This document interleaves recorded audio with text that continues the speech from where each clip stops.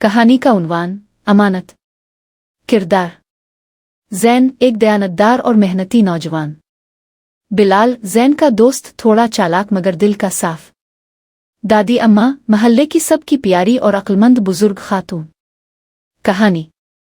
एक दिन ज़ैन और बिलाल गिल्ली में खेल रहे थे कि अचानक ज़ैन की नज़र एक छोटे से बैग पर पड़ी जो एक बेंच के नीचे रखा था।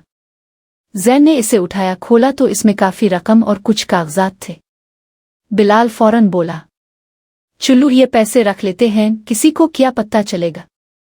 ज़ैन ने गुस्से से कहा, नहीं बिलाल, ये अमानत है, हमें इसे लौटाना होगा। बिलाल ने कंधे उचकाए, जैसे तुम्हारी मर्जी, मगर इतनी रकम आसानी से नहीं मिलती। ज़ैन ने वो बैग दादी अम्मा को लाकर दिया, जो महल्ले की सबसे अक्लमंद और मोतबर शख्सियत थी। दादी अम्मा ने फौरन महल्ले में ऐलान करवाया कि जिसका बैग गुम हुआ है वो आकर तफसील बताए। कुछ देर बाद एक बुजुर्ग शख्स आए जिनका बैग था। वो बहुत परेशान थे। जब उन्हें उनका बैग वापस मिला तो उनकी आंखों में आंसू आ गए। बेटा, तुमने आज के दौर में ईमानदारी की मिसाल कायम की है। बाद में वो बुजुर्ग ज़ैन के स्कूल के प्रिंसिपल निकले और उन्होंने ज़ैन को स्कॉलरशिप देने का ऐलान किया।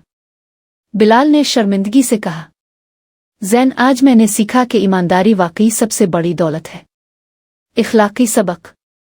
अमानत में खियानत नहीं करनी चाहिए, क्योंकि ईमानदारी हमेशा कामयाबी की तरफ ले जाती है।